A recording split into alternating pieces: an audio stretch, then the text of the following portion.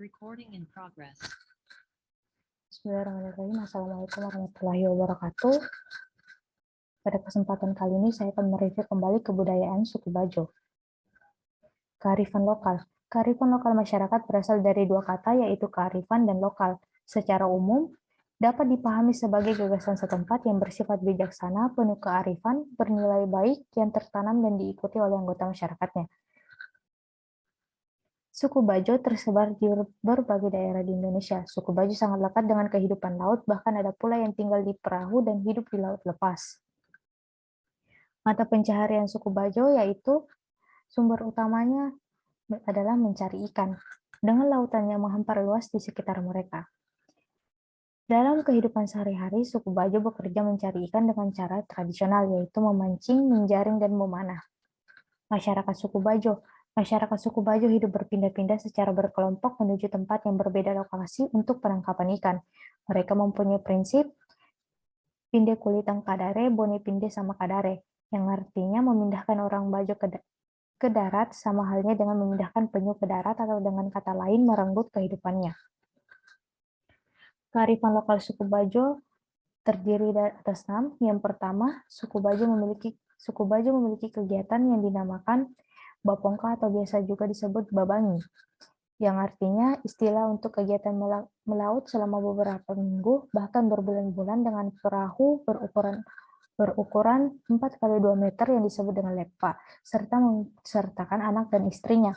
Yang kedua, selama kegiatan Bapongka terdapat suatu kearifan yang sangat bermanfaat bagi kelestarian lingkungan perairan, yaitu berupa larangan atau pamali. Larangannya seperti tidak boleh membuang air bekas cucian beras, tidak membuang air arang kayu bekas memasak, tidak membuang air ampas kopi. Yang ketiga, mereka juga tidak mengambil jenis ikan tertentu yang tengah memasuki siklus musim kawin maupun bertelur, dengan tujuan untuk menjaga keseimbangan populasi dan regenerasi spesies tersebut. Atraksi orang Bajo menjala ikan dengan menebarkan jaring lalu menepuk laut secara beramai-ramai adalah salah satu tradisi untuk menarik perhatian dari ikan. Yang kelima, suku Bajo memiliki ritual adat seperti upacara sangal yang dilakukan saat musim paceklik ikan dan spesies laut lainnya. Yang terakhir, para nelayan suku Bajo dilarang untuk menangkap ikan yang berukuran kecil dan memakannya. Mereka hanya boleh mengkonsumsi ikan yang memiliki ukuran besar atau layak dipanen.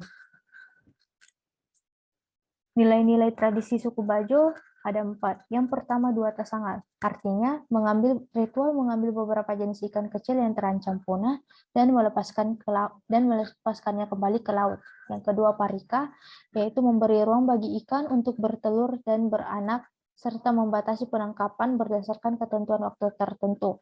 Yang ketiga, pamali, yaitu daerah terlarang yang ditetapkan oleh ketua adat Bajo untuk menangkap ikan di suatu kawasan.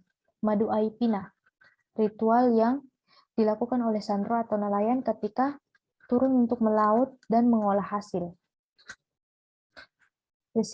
Deskripsi suku Bajo. Suku Bajo merupakan salah satu suku laut yang hidup di wilayah Kepulauan Indonesia dan sekitarnya. Sejak zaman dahulu mereka dikenal sebagai penjajahan laut sejati yang hidup sepenuhnya di atas kapal.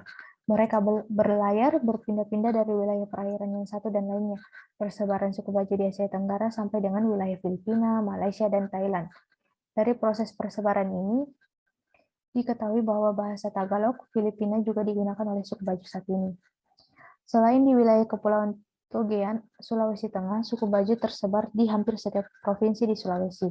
Di Sulawesi Selatan, pemukiman Bajo ada di Kelurahan Bajo, Kabupaten Bone, atau di Gorontalo. Mereka bermukim sepanjang pesisir Teluk Tomini, yaitu di Desa Torosiaje, Kabupaten Pohuwatu, dan di Tanjung Bajo, Kabupaten Boalemo.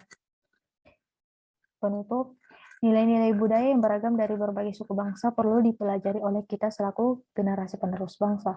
Berikut merupakan langkah-langkahnya, yaitu yang pertama, mengenal kekayaan adat istiadat dan budaya suku bangsa Indonesia, menghargai perbedaan dan kekayaan nilai budaya, meningkatkan kualitas dan mengelola budaya lokal dengan baik, dan yang terakhir, memanfaatkan kekayaan sumber alam dengan arif dan bijaksana.